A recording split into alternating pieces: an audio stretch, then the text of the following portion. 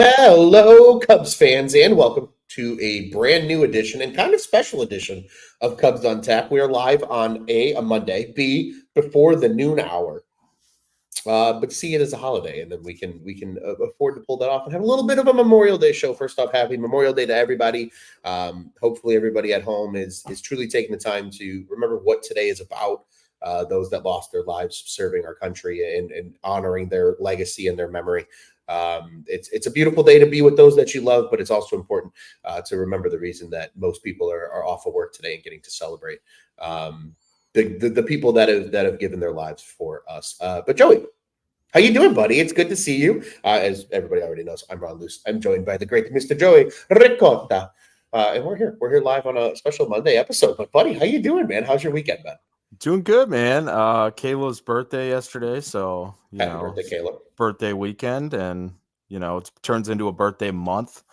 For those that know, they know. But if doing great, man. Well said, perfectly said about Memorial Day. I was looking at yesterday, like it felt kind of like a Saturday, but then when I woke up today, just because you have the off day, coming tomorrow, and then you wake up today and you're like, oh, it is Memorial Day. Like, and Yeah. just perfectly said. I have had a couple grandparents that served, Likewise. and so this is between this and Veterans Day, a couple of days that I truly hold, close to me, and the family does as well. So, yeah, man, I think you definitely need to be aware of why we have off today, and that's why I figured, man, no better way than to hop on here and celebrate. And first I started with coffee, but now I've got the good old American beer, Yingling, sitting right here. Ooh, there we go. My old boss, who just recently became my old boss, kind of retired, brought this up from Kentucky for me. So, oh, what a legend! I was gonna say, because crack them. Hashtag crack it, baby. We can't get Yingling in Illinois. You have to go either to Indiana if you live in the Chicagoland area and you skip over the line real quick, or in your case, you got to get real creative because you're a little further west. So, you love to see it. I too, Joey, am going to join you today. I felt left out as we got to the pregame. A little Sam Adams summer ale to get things started. We'll say with a little hashtag crack'em action, Beautiful. and we'll get into this thing here because Joey, as you kind of noted when we were talking earlier in the pregame show, and as our comment section is already very clearly a land for us. And thank you to everybody that's joining us. Hello to you guys. Happy Monday. Jeremiah says he's sad. And Brad says, fuck St. Louis, which I fully support both of those statements because I think we feel very much the same way after this, what became a 2-game set. So it was supposed to be a 3-game set. The postponement happened on Friday. They're making that game up right before the All-Star break. It'll be 4 games in 3 days, with that Saturday serving as a day-night doubleheader. And then, of course, Saturday and Sunday happened. And both national broadcasts, too, naturally, of course. It's got to be on national TV. It's got to be. Cubs lose in almost the exact same fashion, Joey. I think that's the most crazy part of this whole thing is it felt like freaking deja vu because with frustration in St. Louis, both games, starters have solid performances overall, right? I mean, 4 earned runs from Assad is tolerable, to say the least. 3 earned runs from Tyone is tolerable, to say the least. The bats did okay. I mean, by their standards of late, that is good network over the last 2 games. But with a chance to win it in the 9th or take the lead in the 9th, I should say, they fall just short with the tying run in both nights, 90 feet away as the game ends. And it is frustrating because you lose in almost the exact same fashion on back-to-back nights. But then on top of that, we're sitting here now because, Joey, you and I probably hadn't looked at the standings much recently, and we were talking about we were so worried about Milwaukee and where we are against Milwaukee. Cardinals are only 1 game back of the Cubs now for second place in the NL Central. Because like Stolet Breezing had mentioned, I've got the comment right here from the last show. He said, Redbirds won 8 out of their last 10, not getting them at the right time. And he was 1,000% right. The Cubs get them at the wrong time, lose both games of what became a unnatural 2-game set. And now we're here to talk about it before, literally in just hours, the Cubs are going to take the field in Milwaukee for game one of a 4-game set against the team you're chasing right now in the NL Central standings. So, Joey, I mean, there's a lot to unpack here with these 2 losses at St. Louis. It's not just 2 regular losses at this point in the schedule, because now these standings are really starting to tighten. And we're eventually get to a point now where we might see some shift and movement for the first time in a while amongst the top 2 in the division. Yeah, I'm starting to get a little scared of the Cardinals. I do like that you're highlighting that comment there, because he was spot on about catching the Cardinals in the wrong time, and really them catching us or catching the Cubs at the right time. Because 100%. this is now after this Cardinals series, that's 4 series in a row that you've lost. Unfortunately, it would have been that way no matter what if they would have played on Friday and won, because you take 2 games out of a 3-game set, you're winning the series, obviously, simple math. But yeah, they have not won a series since May 12th. So I think most of the frustration is coming from where the Cubs, how they're currently playing, obviously. But the Cardinals getting hot, man. They do have some guys in that lineup. And if the offense is starting to roll a little bit, or just them winning baseball games, they can be a scary team. I think we all kind of brush them to the side as like, well, maybe they're in the dumpster now in this division, with how well Pittsburgh has played. At least it's in spurts, and then the young guys that they have, and we've talked about them on this show, and same goes for the Reds. But it just feels like the Reds or the Cardinals are not going away, and I don't know what it is about this team that over the years like just terrifies me, that if they're anywhere near the top of the standings, I get a little bit, kind of a queasy feeling to it. But yeah, this is a big series, no doubt, coming up here against the Brewers, and we're going to get into it. But really was just a weird 2 games where they just both look kind of like a deja vu all over again on Sunday night. And I don't know about you, man. Listening to the national broadcast can just irritate the fuck out of me when you're losing those games. Like 100%. So it makes it that much worse when you have to listen to somebody say, like, talk about Javi Assad as if he's never walked a batter in his life. And it's like, no, that's kind of the problem with him sometimes. Like, yeah, that's probably his biggest weakness. I totally agree. So I saw that comment from you last night as well, and properly retweeted it from the Cubs on Tap account, because it's a good point. And I think that's the thing of why people get so frustrated with national broadcasts is more often than not, national broadcasters just look at the stat sheet and they say, oh, wow, okay, Javier Assad has a sub-2 ERA coming into this game. He's a guy that he's the guy, he strikes people out. Seeing him strike out 8 people yesterday was wild, because that very rarely happens. Yeah, that was a great part of the whole thing. But to your point, right? Like, he does have those walk struggles. He had them the first year that he came up, and he's kind of an escape artist in a lot of ways. Like, he will work around those walks very well. But 100%, dude. So I totally feel you, right? It gets frustrating because they don't fully understand the narrative sometimes of these individual teams, because they have to watch the game on a national landscape. Now, granted, you can do the proper research and dive in and learn, per se, through those fan bases, but a lot of these guys don't take the time to do that, and that's why ultimately you get the product that you do. But Joey, I want to go back really quick. You mentioned the Cardinals and just kind of the structure of this team and what they're doing right now, and like how we kind of feel against them. Nobody is lighting the world on fire in terms of statistics, and I think that's the weird thing, because Tyler and I talked about this on our last show, and you and I just talked about this here today pre going live. As of this past week, and this number obviously has probably shifted a smidge, but as of last week, the average OPS for the entire Major League Baseball was under a 700. It was a 699. The bats in general this year have not been great for any given team. There's some teams obviously that have more better bats than others, but I'm even looking right now at this Cardinals team, Joey. Nolan Gorman's a 733 OPS player. Paul Goldschmidt's a 643 OPS player. Brendan Donovan's a 675. Nolan Arenado's a 676. For them where they're getting the production? It's the big guns. It's the kids we've never heard of that are their big guns right now.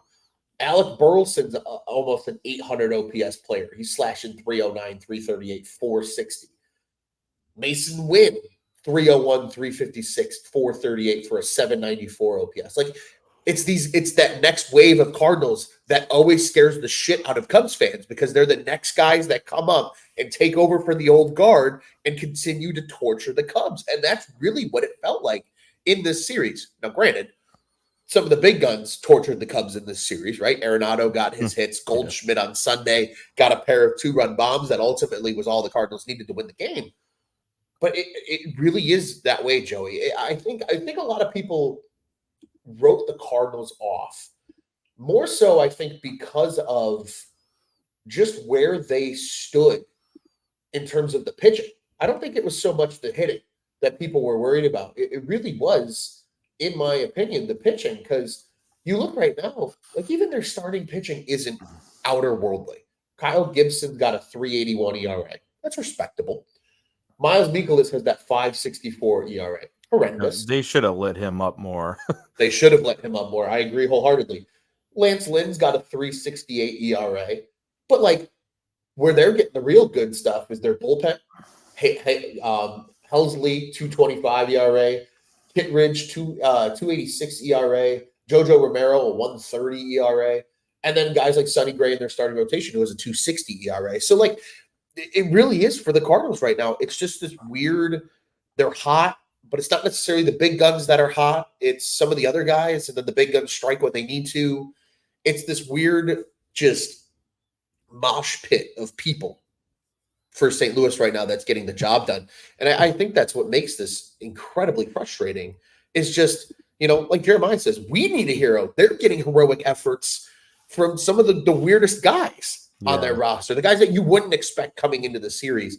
And we're really starting to see it, I think, from an overall standpoint. But Joey, enough about the Cardinals. Let's focus more here on the Cubs, because Hank brings up an interesting comment here, and this is something that I want to hear your thoughts on, because I've been doing a lot of mulling over on this over the last couple of days, especially with some of the posts I've seen on social media.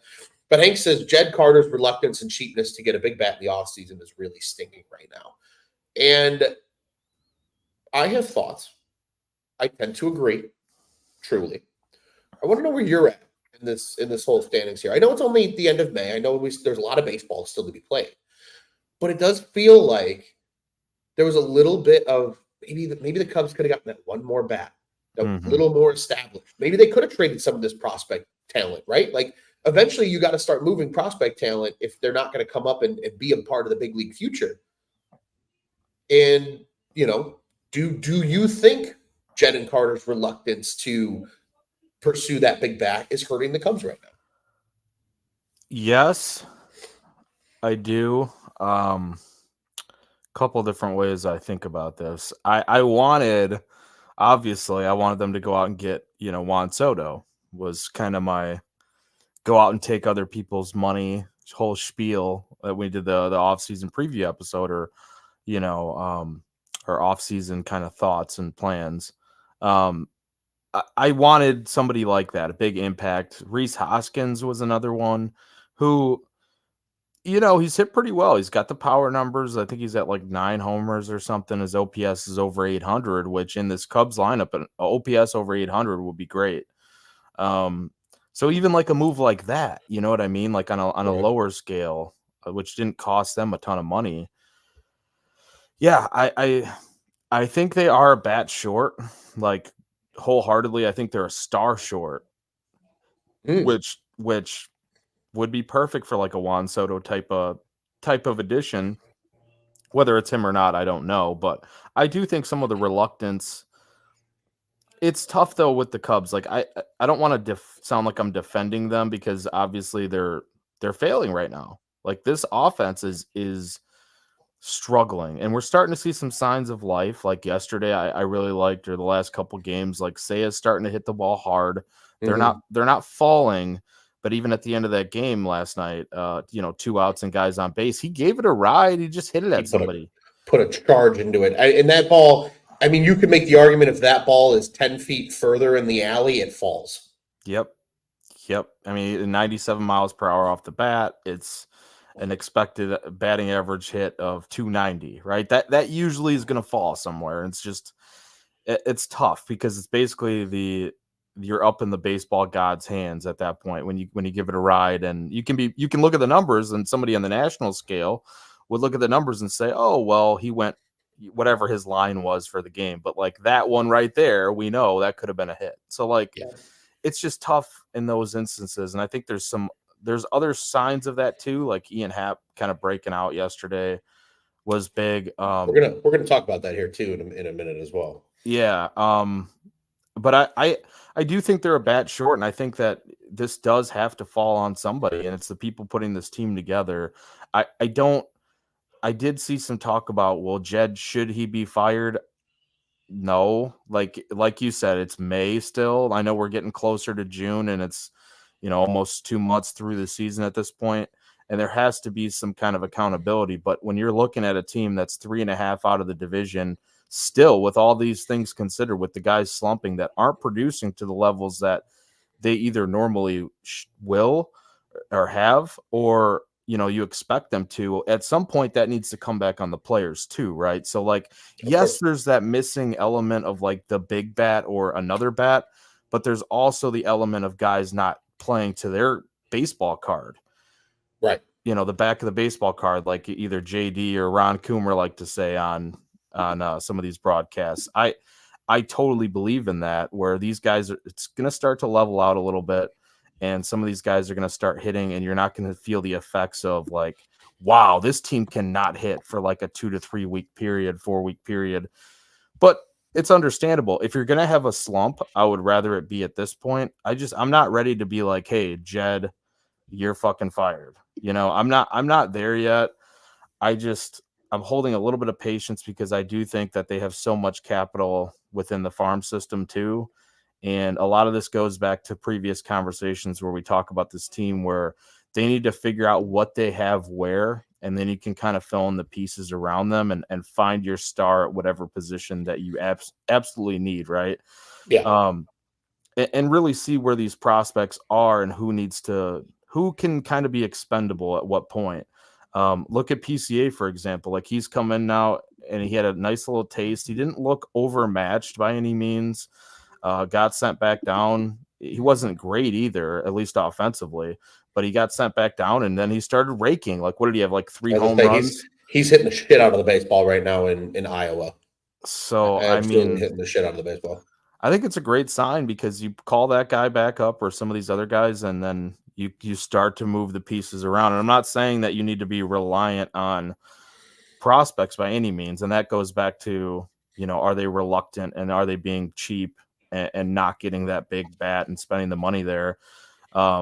You have to find a balance. You have to find a good mix in that sense. And I'm hoping that now, at least, even with another month, I'm counting June into this now, kind of more of a sample size, you can really get a good feel for who's expendable and who you can kind of part with to go get that big bat. Because I think the Cubs have a lot of good baseball left, and I think it's a really good sign when the bullpen is, for the most part, starting to come back around here. And yeah, there's some good positives within all the negatives, and I don't think we should be like tossing this team aside just because they're losing the last 4 or 5 series, whatever it is. I think there's a lot of good baseball left to be played. I agree wholeheartedly with you there. And I think this is something I always have to remind myself of. And I think that other people, it's good perspective. To me, the hardest sport to be a fan of is baseball. 100%. Here's why. And I know you know where I'm going with this.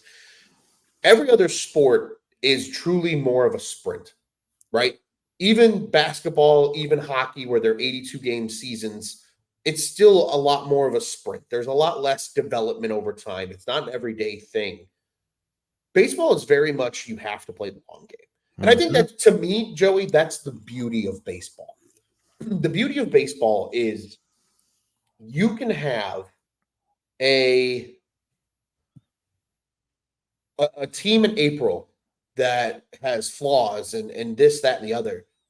And that team might be 50% different by the time the season's over. Baseball, there's so much evolution through every season. And I think this is why I love covering baseball as a part of Cubs on Tap here, as a part of the On Tap Sports Network, is because it's not football where one game, it's probably going to be a very similar result the next week. There's some development over the season, but it's far less. Hockey, very similar. Basketball, don't cover that personally, but same idea. But baseball, every baseball season, Joey, is its own storybook. Yep. There's chapters to it. Just look at last year. Last year's a perfect example of that. Had a really strong April. Everybody's like, wow, this is great. Like the Cubs look like they're getting close, like they're getting ready to compete. And then May comes, and they were atrocious last May. Juice brought it up last night in our group chat. How last May they were so bad. What, 10-18 last year in May? Mm-hmm. They played under 500 baseball all the way until after the All-Star break. And then they turned on the fucking gas. And then we saw that magical run at the end of the year, right? The summer of Mike Tauchman, the hot bats of Cody Bellinger and Seiya Suzuki effectively carrying this team into the month of September. Justin Steele putting the team on his back as the true ace of this rotation. But that was all developed after the month of May. And I think that's what we have to remind ourselves. It's like, there is a lot of baseball to be played. Yes, it's okay. It's okay to sit here and be frustrated. Like, I'm not telling people you shouldn't be frustrated. It's okay to be frustrated.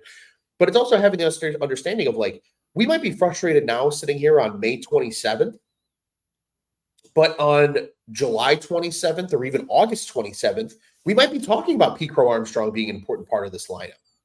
We might be talking about a new trade addition being brought into the fold to be a part of this lineup. We might be talking about a couple of these guys turning things around, like an Ian Happ, who I want to dive into a little bit with the numbers here. It's crazy to see how everything goes. And Jeremiah puts it here perfectly to kind of wrap up the bow on the present. One NFL game is 10 Major League Baseball games. Spot on. It's true, man. You said it perfectly too, and that's a great kind of analogy there, Jeremiah. Great analogy. Great analogy. You said it perfectly, man. This is a grind. Like it is a very tough sport too. I think just people get caught in the good or the bad, right? 100%. It can be great, and you think this team is a World Series team, and it's great for 3 weeks.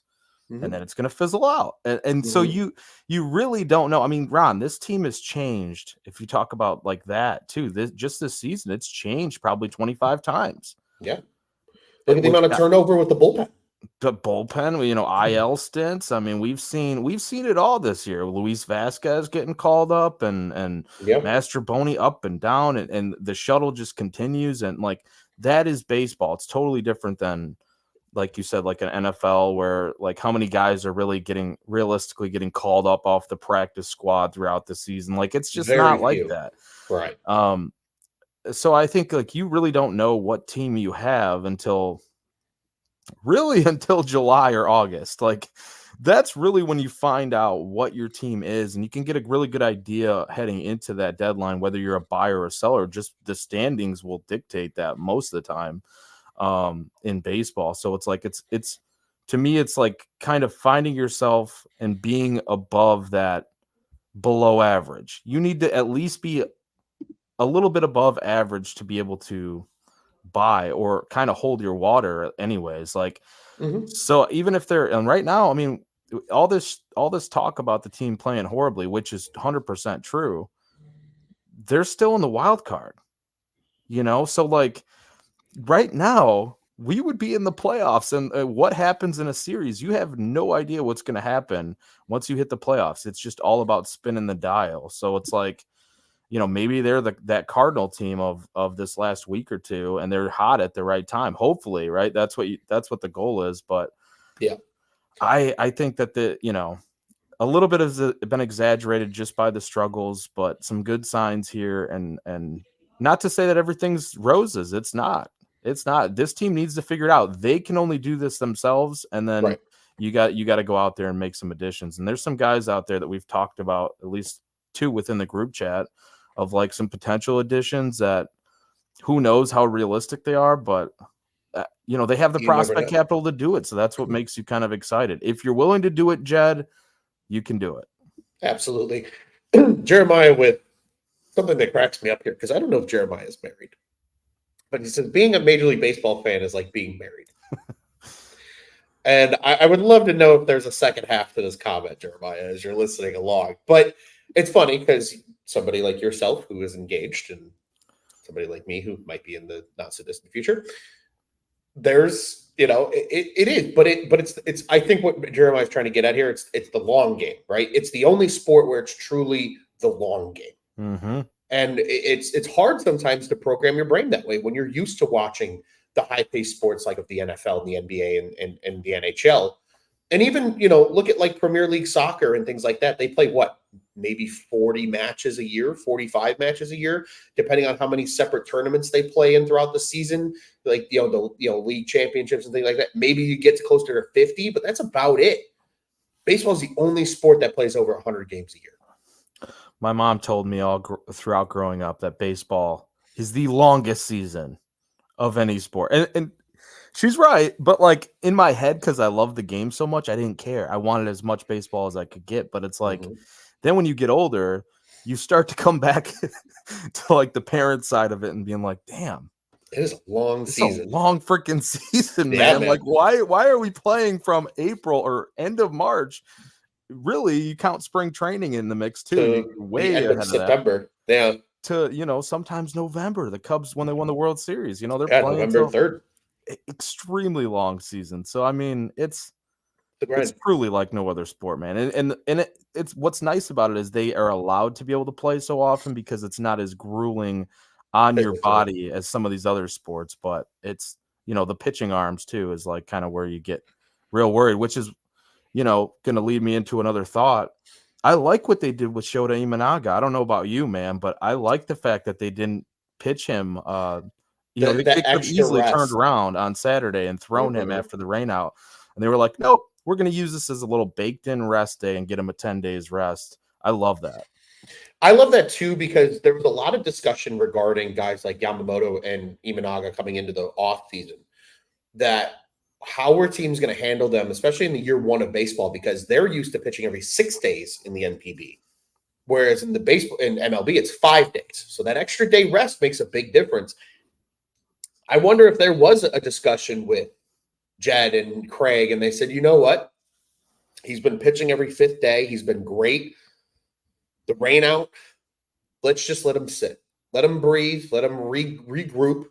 And we'll throw him in that Milwaukee series. And that's exactly what's going to happen. And I don't hate that. I don't hate that at all. Because, I mean, you can make the argument that you're getting 3 of your probably 4 best arms right now in this Milwaukee series coming up, which, again, we will address here in a second. But I agree with you, Joey. I think initially I was like, oh, they're not going to start Shota. That's kind of a bummer. And then that was exactly where my brain went to was, oh, well, remember, this is a guy that's not used to pitching every 5th day. It's every 6th day in the MPB. I kind of like this idea of giving him a couple of days to rest. I was like, as long as they pitch him in the Milwaukee series, we're good. And then they obviously released the probables, and it looked like that. So everything looks good right now. But Joey, one last thought here with the St. Louis series, kind of wrap things up here, and then we'll look ahead to the series that begins here today as we're recording this in the Milwaukee Brewers series. But Hap's hot. And last night's game, and a great comment here from Hank. He says, hoping last night sparked Haps into a great run. I completely agree because, remember, we were just talking about what league average OPS looks like, right, this season. After last night's game, Ian Happ is now up to a 697 OPS. He is nearly a 700 player right now, and he's done some good work of late. He's had a couple of multi-hit games. It feels like he's starting to put things back together again. And on top of that, Joey, you mentioned it, right, with the WRC plus. I've got that number up here for you. 100 league average, folks. Ian Happ, even with the quote-unquote putrid season he's having, is a 106 or WRC plus player. He's still technically above league average. That just shows you, though, I think because we as Cubs fans, it's very easy to get sucked into the Cubs silo and bubble. And I'm guilty of it as well. It happens all the time, especially when we're as hyper-focused on the team as we are here at Cubs on Tap. But, like, the whole league this year is struggling from a bat standpoint. It's not just the Cubs.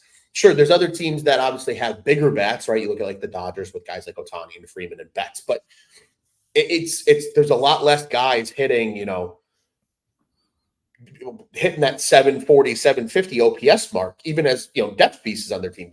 If there's 700 OPS players right now, you're happy. And that's just kind of the nature of the beast for the time being. But I mean, Joey, it's great to see him last night. I think on top of it as well for that 2-run shot, him going down and getting it like that. Yeah, he went. Yeah, That's what makes me happy because it shows he was confident. And it feels like maybe that swing is coming back around now for him as things start to heat up, because that's a pitch more often than not that Hap lets go and takes, because that's just the type of player he is. I like the aggressiveness and the confidence to go down and get that one and put it out of the yard last night.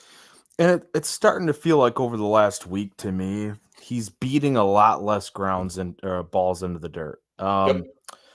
So that's also a good sign. Is he still doing that? Yeah. Like earlier in the game, we were just like talking throughout the group chat yesterday. Like I think I don't know if it was Juice or Tyler. Like I wish Ian Happ wasn't doing Ian Happ things right now. Like, or wish he was doing. I can't remember the comment, but like I just. And then something clicked over the game. But like throughout the week, I was seeing him lift the ball just a little bit more. And that's encouraging to me because that shows like he is starting to feel, like you said, his swing is starting to come back maybe a little bit. And maybe he's starting to recognize like where he can be a little bit more aggressive and not, Mm-hmm. and just obviously he still has the great plate discipline. That's never going to change. He knows what he can lay off of. Will he strike out? Yeah, of course. But, like you said, he's above average at this point from an MLB standpoint. The Cubs need him to be better. Yes. But I'm liking where this is trending. And I think that Hap, how many years have we said that, oh, we're worried about Ian Happ, and then he just comes and turns it on? And I mean, I'm looking at his entire fan graphs right now. He has never had a season where he has been below 100 WRC plus. So yeah. I didn't foresee that happening this year because he's still a young guy. And you just wondered when this was going to kind of turn the corner. Is he going to be what the Cubs need? I don't think he's enough, but I think it's definitely a step in the right direction. And like Hap to me is just, he usually is like a slow starter. Maybe it's just a little bit slower this year than typical Hap slow starter, right? Yeah. That's the hope. I don't think that the rest days, I'm sure he's putting in the work on the side here too. So I don't think like even with the rain out, like on Friday, that probably benefited him even more. He probably used that time to get in the cage and like work some things out. And, even with like the rest days that Council was giving him, maybe it wasn't great coming back from that. Cause I think me and you did a show, was it last Sunday? And I believe he was like 2 for his last 13 or something since the rest days. And it was something bad. it wasn't great, man. So like, yeah, I'm super happy. Ian Happ's a good player. We know that. Like it's never been an Ian Happ sucks thing. It's just been an Ian Happ needs to be better because of the way this team is right now type of thing. Of who he is. He's a big staple in this lineup. Yeah, you're absolutely right, my friend. And it's funny, I'm actually looking through Ian Happ's splits right now. Ian Happ's favorite months of the season are by far August and September. Like that's when he thrives. That's when he's Ian Happ. And he's kind of been sporadic in the months of May and June. He's had some good months of May in the past. He's had some good months of June in the past, but he's also had some down months of June in the past as well. So it's very interesting to see. But even looking at it first half, second half, I mean, he is a 26-point difference in batting average player over the course of his career, first half to second half. I mean, he is truly a second half player. So maybe that is coming around now. Maybe he's the first bat that kind of gets out of a little bit of a slump. But even talking about just the bats in general, Joey, I mean, you look at last night's game, Mike Tauchman had a pair of hits last night. I mean, Mike Tauchman now, outside of Patrick Wisdom, who just doesn't have the number of games played like Tauchman does, Tauchman's your best OPS player right now on the Cubs. He has a 787 OPS. That's best by far on the team. Next closest is Cody Bellinger right now at a 762. I mean, Tauchman. He's doing what they need him to do, man. And sometimes you need that unsung hero to get you through the down times like now. But hopefully a guy that people very much have put pressure on, like you said, and a guy like Ian Happ, hopefully he starts to come around now a little bit. Maybe he's the first bat that breaks out of the slump. And maybe that's like the type of guy that gets a few guys like a Dansby Swanson, like a Cody Bellinger, a Seiya Suzuki kind of back on track as well. And again, once this lineup starts to hum, and if they do add to it, like I think you and I both agree they probably should, then you do set yourself up for late in the season. But of course, until we see how late in the season goes, we super have to wait for that. Jeremiah says 2021 was super slow for Ian too, and it was statistically very super slow. And then he came on real hot late. So just something to keep an eye on. You had a thought though, sir. Yeah, no, I agree. The summer of Talkman 2.0 is kind of nice here with Everett's comment too. Yeah, man, Talkman's been fantastic. I do want to stop at Ian Happ though, just for a second again. Happ, I'm petitioning here. Anyone in the comments too, please back me up. I am petitioning, and I can screenshot the message yesterday. We did not do dinger picks. We did not. And I called Ian Happ at like noon yesterday. You did. And he hit 2. So I feel like just because he hit 2, I wasn't going to say anything, but he hit that second one. I'm petitioning for at least 1 point on our board. As overseer of the dinger pick process at Cubs on Tap, I will award you a point for that, because Let's go. That was impressive, because you did. You sent in the group I have evidence of it. So, I mean, that alone is enough. It's not like you just told me in passing, oh, I think Happ goes yard today. It's in writing. Oh, you said I bet on him. You said Happ's my dinger pick. I don't know if I'm going to be, glued to my phone later to give you guys what once the lineup comes out, this is who I'm taking, assuming he's in the lineup. And unfortunately, we did not do it yesterday. But Joey, I will award you a point. And if the rest of the Cubs on Tap guys don't like it, then they just need to get their dinger picks correct, because get them in. Juice might be feeling the footsteps, because you now, sir, if we give you this point here, which we are 1 point behind Juice for tie of the lead. God damn it. Let's go, baby. No, first of all, thank you for giving me. Hey, he hit 2. I mean, he was the offense. I feel like that's worthy of a point. You didn't have to, though, because it is kind of in the way I'll kind of defend everyone else here is it's kind of like cheating, because no one else did a pick. So it's like I was the only possible person to hit a pick, but he was the only person that did hit a home run. The only person to hit, right? So that's why if more players had hit homers, I think we would have said no. But because he literally was the Cubs offense on Sunday night, I think that's valid. And again, there's evidence of you getting out ahead of it and saying that. So we will award you a point. You are now at 10, my friend. That makes me happy, man. Yeah, Juice, I'm coming for you, man. Let's go.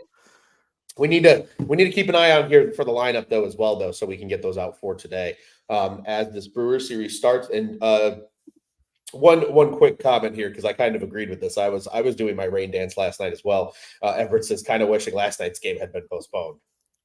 I was too. I was like, they are just. I don't want to deal with the Cardinals right now. Get them the hell out of St. Louis, or as we call it, you got to flush it down the loo. Which I don't know if anybody else realized this. I know it's been on social media, so you've probably seen it. But when the UK Cubs clan was in town in 2022. And we hung out with them, and we got to visit with them. That was when I learned of what the loo was, because Rachel of UK Cubs was like, "Oh, I'm going to go use the loo," and I'm like, "What the fuck is the loo?" And she's like, "Oh, it's a slang term for the bathroom. Like we call it the loo in the UK."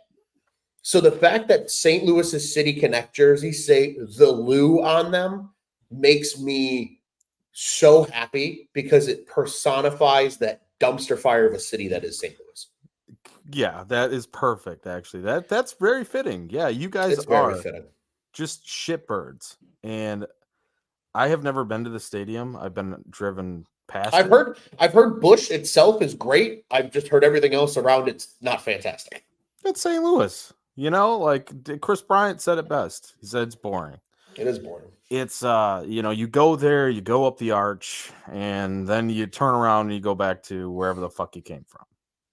Pretty much. You might go to Busch Stadium. If you're watching a Cubs game, go to Busch Stadium. If not, I don't know. You probably shouldn't go there either. But I just hate the Cardinals. So the loo being a toilet or bathroom, perfect.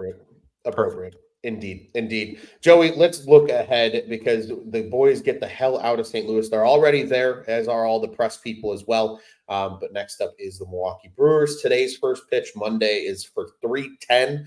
It's an early game with a holiday. Understood. Major League Baseball loves to do that on the holidays. 6:40 starts on Tuesday and Wednesday, and then Thursday, because this is a 4-game set, is a 12:10 getaway day start. Luckily for the Cubs, they get to take the 22-minute flight from Milwaukee to Chicago, and hopefully are hanging out tomorrow night already. Go to bed at a normal hour, get up and get to Wrigley on Friday for the start of that Cincinnati Reds series. I will be in attendance on Friday in the bleachers on Friday afternoon, so do be sure to keep an eye on Cubs on Tap for all the great content. But Joey, Brewers, this is a big one. There's been a couple of good comments that I would like to revisit here. One of them being from Brad. He says, really need to take 3 of 4 from the crew. Can't keep free falling. The bats have to wake up. It's time to nut up and win some baseball games. Ooh, I like that. That's getting a sticky star too. Joey, how do they get it done in this 4-game set against the Brew Crew? You've got to hit. You got to hit. It's kind of the story of the last few weeks here. You have to hit. I think a big steal start today would go a long way. I just may lay by the bay. I wasn't trying to do that, but a big steal start, dude, would really, really happen. Like that would really help things a lot. Kick us off on a good note. Obviously, you've got some, these games against the Brewers, we know how these go. This is, it should be close. Hopefully the series just falls our way. I mean, you lost 2 games by 1 run here. They've lost a lot of 1-run games, it feels like 1 or 2-run games lately, the Cubs. So like they haven't been getting killed in some of these games. That's been the biggest thing that really sticks out. Like with a Craig Counsell team, usually with the Brewers, those are falling the other way. And the Brewers themselves, even lately, like with the Red Sox, I think they won some 1-run games here over the weekend. So hopefully you can get some of those that just fall your way. And we definitely need a good performance from the bullpen. That is going to be the rotation and bullpen. I mean, you need all facets to win baseball games. You need all facets of the game. Like, I'm not going to sit here and say we need the bats to do well and everything else will fall into place. Like, you still need Steele to go out there. Really encouraging start his last time out. So I think he's kind of getting himself back on track. The rotation looks to be lined up pretty good for this series. So yes, it does. They've got tough guys too over there, though. So, I mean, this is not going to be easy. Like, they got annoying guys. Like, I look at some of their guys similarly to the Cardinals. Like, Brendan Donovan is always a super annoying guy. He's not in the lineup, he's not in the lineup for the Cardinals today. Fun fact.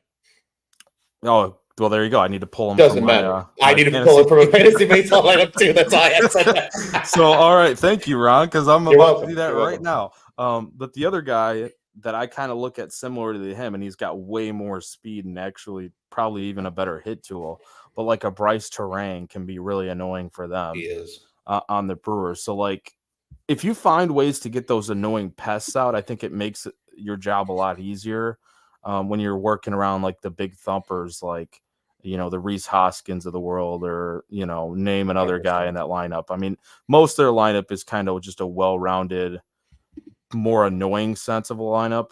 Yeah. But yeah, man, this is a big series. We cannot afford to, I think you said it, earlier today, or maybe it was last night, I don't remember, but we can't afford to lose more than 2 games in the series. And I don't even want to look at it that way. Like, you take 3 of 4, let's gain some sort of ground here, because the division is still within striking distance. You just can't put yourself out of it. You can't win it now. It's kind of similar to April. You can't win it in May. You can lose it in May, or at least like get the momentum going in the wrong direction. So don't get swept. Don't have I'm hoping things start out good today on Memorial Day. Yeah, I'm right there with you. The only things I'm going to add here, the big bats that you really need to keep an eye on in this lineup, with Hoskins out right now with injury, are William Contreras and Willy Adames. They're 2 RBI leaders, especially William Contreras. He's become arguably the best catcher in baseball in terms of an all-around game. And of course, he's with the Brewers, and the Braves were happy to give him up in order to get Sean Murphy. But nonetheless, you have the starting lined up, and that's exactly where my head was at as well with this, Joey. You have the starting pitching in this series to get a series win. Steele comes out today against the Brew Crew. Ben Brown goes tomorrow against Freddie Peralta. Wednesday is the philosopher himself, Mr. Shota Imanaga, and then Thursday is Jameson Tyone. So, and even people that might be screaming that Tyone hasn't been that great, he hasn't been bad. He still has a sub-3 ERA on the season. I mean, he's been strong outside of that Atlanta start, and really, ironically, out of those 7 runs he gave up, only 2 of them were technically earned, which is crazy. So just goes to show how things go. Jeremiah says also not a big deal, but Craig Counsell returns to the walk, as he says with a good old Happy Gilmore reference. Yes, he's back in Milwaukee. This is the first time he is back in Milwaukee. So you know he's going to want to get a series win in his old home out in the, I don't even want to call it the great city of Milwaukee, because I don't really like Milwaukee that much either, but that's neither here nor there. Joey, let's have some fun with this really quick, shall we? I don't think we've ever done this before. Live dinger pick selection between you and me, because the lineup's out. Oh, well, I guess you got the lineup there. Can you read it? I do. I'll read it off for you. Right. So they are going against Gasser today. He's a lefty. So leading off and playing second base is Nico Horner. Hitting in the 2-hole and playing right field is Seiya Suzuki. Hitting in the 3-hole and playing center field is Cody Bellinger. Hitting in the 4-hole and DHing today is Christopher Morel. Hitting in the 5-hole and playing first base is Patrick Wisdom. Hitting 6 and playing shortstop is Dansby Swanson. Hitting 7 and playing left is none other than Ian Happ. Hitting 8th and playing third is Nick Madrigal. And hitting 9th and catching Justin Steele today is Miguel Amaya. You want to go first? It's up to you. I will leave it up to you, my friend, because then I'm going to drop it in our group chat and it's going to be flying. So Jeremiah's already got one for us. He's taking Morel today to go yard. I like it. I got Morel. Who do you got, Joe? I like it, but you know what? I was encouraged yesterday, and I think it's going to carry over. Ride the train? Seiya Suzuki. Ooh, okay. I like that. I don't think I've picked him much this year. I haven't really had a chance to pick him much this year. So, yeah. I dig it. I'm going to go with a guy that they desperately need more from. He's moved up in the lineup today. I think for his mental, that's good for him. He strikes me as that kind of player that wants the responsibility. He's been hitting the 8-hole a lot, and that's just not his jam. I'm taking Dansby Swanson to go yard today in Milwaukee. I like that pick a lot, and I'm hoping that he is able to go yard. I've dropped that now in the group chat. I'm glad you put who we're picking too. I was like, they're going to say something. Yep. They're already flying. So those will be coming out from Cubs on Tap here in just a little bit. Joey, before we do wrap things up here, I do want to remind everybody Cubs on Tap is one of 2 shows here at the On Tap Sports Network covering your Chicago Cubs. The Dinger Boys are live typically every Monday. With the holiday, they might not have a show today, so be on the lookout for that. But you can catch all of their shows here at the On Tap Sports Net YouTube channel. Hit like, subscribe, hit the bell button, and not only will you know when they go live or when we go live here at Cubs on Tap, but you'll know when all of our other great shows on the network go live as well. You can catch Joey over on the betting side at Golf on Tap. You can catch me, obviously, on Bears on Tap, as well as over at the Four Feathers podcast. The Four Feathers guys, we actually might be live this evening as well. So do be on the lookout for that if you need some Blackhawks talk in your life. Follow us on the socials at Cubbies on Tap. Follow Dingers at Dinger Cubs. And you know the drill. Loose on Tap. Joey knows nothing. Juice on Tap. Nick _ on Tap, Teddy Freddy 70, and of course, do follow our friend, Mr. Bobby Foster. Our goal is to have him on the show sooner rather than later. Maybe we can get him on for the watch along this week and have him join the group. That would be a lot of fun. But he is at Silent Bob _2 on the socials. As I mentioned, we've got it all. Bulls, Bears, Blackhawks. You know the drill. Go check out all those shows. And of course, Cubs fans, you got friends that like the Southsiders, and so do we. They can all be friends over at Sox on Tap. Boys over there do a great job covering just a despicable franchise, unfortunately, right now in the Chicago White Sox. OnTapSportsNet.com at OnTapSportsNet on the socials. The OnTap Sports Network. Go and check out what's on tap in Chicago sports. Once again, happy Memorial Day to everybody. Happy Memorial Day to you, my friend. I hope you enjoyed the day hanging out with your family and friends. I'm hoping to do the same myself. Hopefully we get a Cubs W and we can channel that into our next piece of content, which will be a watch along. We will have that either tomorrow night or Wednesday night. That is still to be determined and will be announced over on the Cubs on Tap socials. and you will be able to join us hopefully for a watch along. We are eyeballing that show to Managa start right now on Wednesday. It'd be a great time to get on the microphones and talk a little bit about the Cubs as the throwing philosopher philosophizes for us. Was that you that said philosophize? That was Tyler that said philosophizes, and he didn't know if it was real world. I don't know if it is either, but I like it. But Joey, what do you say, buddy? We get out of here the only way we know how it comes on tap. Love it, man. Great show here with you today. I'm glad that we were able to do this on Memorial Day. So Likewise. just feels like a good day, Ron. Give us a W. I did not do the show in just my boxers today. That's good. Just wanted to let you know I do have shorts on today because I plan on going to mowing. Yeah, let's get a W. Let's get a W. Kick off this Brewers series in fashion. Fuck the Cardinals still, even though they beat us. Definitely fuck the Brewers. And let's go Cubbies, baby. Cheers.